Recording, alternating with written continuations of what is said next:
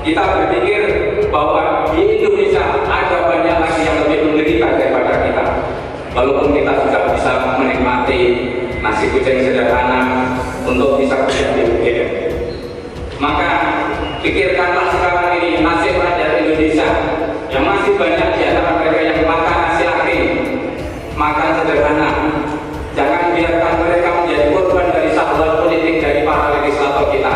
Jangan biarkan dikantangi oleh para koruptor karena kepentingan mereka yang hanya ingin memakmurkan diri sendiri, tidak ingin memakmurkan semua rakyat di negeri ini. Copot kabelnya sekarang juga. Oke. Tarik negara dari alma mater ini, tapi tidak mencerminkan kerakyatan. Dosen-dosen di UGM tidak punya sikap. Anda sebagai ekonom berdiri di posisi siapa? Akui tak pernah kuliah, dosen UGM buka-bukaan. Mahasiswa pun marah besar hingga nekat lakukan ini. Ya, saya kira ini bentuk ekspresi mahasiswa. Dan ini negara demokrasi, jadi kritik itu ya boleh-boleh saja. Dan universitas tidak perlu menghalangi mahasiswa untuk berekspresi. Saya kira biasa saja, mungkin mereka sedang belajar mengekspresikan pendapat. Kalau seandainya apa yang disampaikan oleh Pak Bambang Tri Mulyono dalam buku-bukunya, wabil khusus di dalam Jokowi Undercover 2 ini tidak layak untuk dibaca, maka keluarkan buku tandingan yang terkait untuk membuktikan bahwasanya apa yang diterbitkan oleh Pak Bambang Tri Mulyono adalah sesuatu yang salah. Nah, jangan sampai terjadi kriminalisasi kepada Pak Bambang Tri Mulyono. Negeri ini sudah cukup dengan banyak tragedi-tragedi ya. Jangan sampai banyak hal yang membuat tragedi pilu yang lainnya. Ini bukan perkara hoax atau tidak hoax. Ini bukan perkara bohong atau tidak bohong. Tapi ini adalah upaya rakyat untuk membuktikan kesetaraan hukum antara rakyat dengan penguasa di hadapan pengadilan. Karena ini cara untuk memberikan bukti bahwasanya hukum di Indonesia masih baik-baik saja. Saya juga heran kenapa kok para ahli tata negara tidak mengulas ini. Ini kan bahaya. Kecuali Jokowi itu hanya seorang tukang mebel, itu nggak ada masalah, nggak ada implikasi bagi ketatanegaraan kita. Tapi saudara Jokowi itu presiden, implikasinya adalah kebohongan dia itu berarti melegitimasi kekuasaan dia. Kebalikannya atau mafhum mukhalafahnya atau pemaknanya, kalau kejahatan kebohongan terbongkar berarti ilegal status dia sebagai presiden. Berarti selama ini kita dipimpin oleh presiden yang ilegal.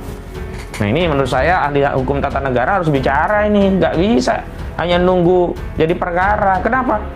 Ini berarti urusannya bukan hanya urusan saudara Bambang Tri yang dia dizalimi, dia masuk penjara 3 tahun, istrinya dihamili, keluarganya dihancurkan. Bukan, ini terkait seluruh rakyat yang dibohongi oleh saudara Jokowi. Akui tak pernah kuliah, dosen UGM buka-bukaan. Mahasiswa pun marah besar hingga nekat lakukan ini. Jokowi digugat ke PN Jakarta Pusat soal dugaan ijazah palsu saat Pilpres 2019. Presiden Joko Widodo digugat ke Pengadilan Negeri Jakarta Pusat terkait dengan ijazah palsu yang digunakan dalam proses pemilihan presiden dan wakil presiden periode 2019-2024. Gugatan didaftarkan oleh Bambang Tri Mulyono atau penulis buku Jokowi Undercover pada hari Senin tanggal 3 Oktober dan telah terdaftar dengan nomor perkara 592-PDTG-2022-PN Jakarta Pusat. Klasifikasi perkara adalah perbuatan melawan hukum. Bambang menggandeng Ahmad Rozinuddin sebagai kuasa hukum. Adapun para tergugat yaitu Presiden Jokowi atau tergugat 1, Komisi Pemilihan Umum atau KPU tergugat 2. Selain itu, masih dalam petitumnya, penggugat ingin PN Jakarta Pusat menyatakan Jokowi telah melakukan perbuatan melawan hukum, berupa membuat keterangan yang tidak benar atau memberikan dokumen palsu berupa ijazah atau bukti kelulusan SD, SMP, SMA atas nama Joko Widodo.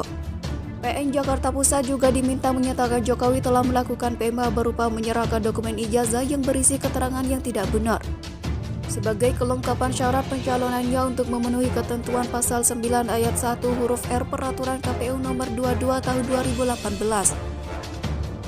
Untuk digunakan dalam proses pemilihan presiden dan wakil presiden periode 2019-2024. CNN Indonesia.com sudah meminta tanggapan gugatan ini kepada Menteri Sekretaris Negara Pratikno, Sekretaris Kabinet Pramono Agung, Kepala Sekretariat Presiden Heru Budi Hartono. Namun mereka belum merespon hingga berita ini ditayangkan.